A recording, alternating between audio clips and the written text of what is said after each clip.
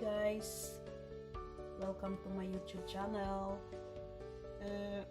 Gagawa po ako ngayon guys ng aking dessert. Ito po ay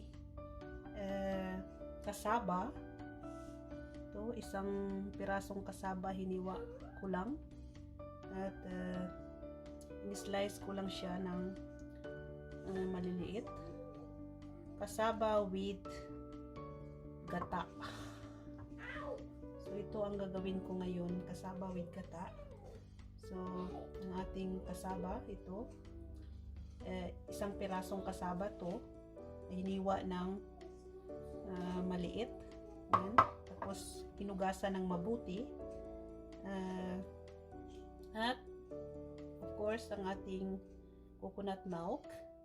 Ito, coconut milk. At ang ating sugar, light brown sugar ang gagamitin ko sa aking kasaba with gata. Sugar cane, ano po siya, sugar cane, light brown. So ito guys, ito lang ang ating sangkap. At ang ating lutuan, of course, at tubig. Yan, may tubig na siya. So ang first na gagawin ko po ay itong ating kasaba ay lulutuin muna natin siya. I-cook muna natin ang ating kasaba. Yan guys. So, ilalagay na natin siya dito sa ating kasirola. Yan. Iunalin natin ang ating apoy. Yan. Nakauna siya. So, lulutuin muna natin ang itong ating kasaba. Yan. Dessert ko to. Dessert. Yan. So, nasa kasirola na ang ating kasaba na may tubig. Yan. Lulutuin muna natin siya. Hintayin natin maluto itong ating kasaba. Yan guys. So, ito na siya guys. Luto na ang ating kasaba. Luto na siya guys. Luto na. So, ibuwag ko muna siya. So, ready na siya, luto na. So, i-set aside ko muna. Ayan, i-set aside natin. Ito sa ating lagayan. Ayan, luto na siya. I-boil ko siya. At ready na. Ayan, white ko ito nakasaba. White. Mas gusto ko yung yellow, pero wala ditong yellow na kasaba. White lang. Ano lang ang green. Matagal ko nang hindi nakakain ng kasaba. Kasaba. Ayan. Ayan.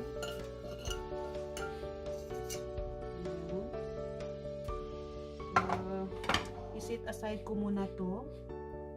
Yan. At ngayon, ang gagawin ko ay gagawa na ako ng aking sauce gamit ang coconut milk. Coconut milk. So, ilagay ko siya dito. Yung coconut milk.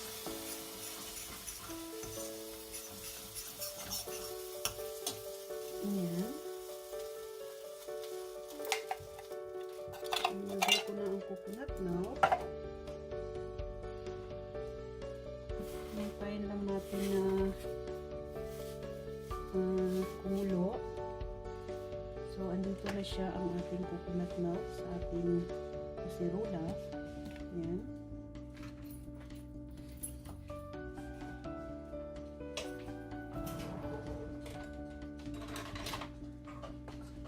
Ayan. Kain lang natin kumulo.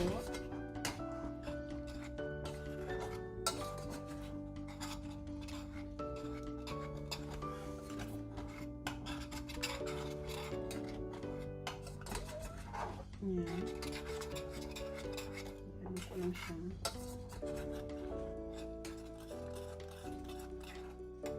ko lang siya i-mix. Ganun. Ito po, kumulo na siya. So, maglalagay na ako. Ilalagay ko na ang aking sugar. Yan. Sugar. 1/2 cup po itong aking sugar na nilagay.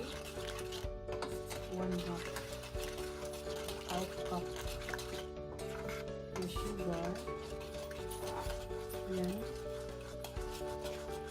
And ano ko lang siya na medyo mag-caramelize. Caramelize. Hindi na ako masyado caramelize. Yeah. Kasama ang ating coconut milk at ang ating sugar. Yeah. So, i-mix mo lang siya. I-mix. Yan. Tapos, maglalagay ako ng kunti lang ng milk. Yan, milk. So, maglalagay ako ng kunting milk. Yan. Lagyan ko siya ng kunting milk.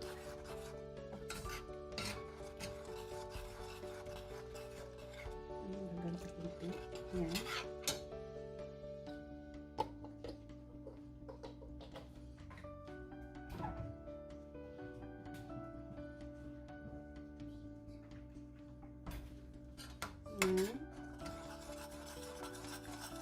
Mix lang natin siya.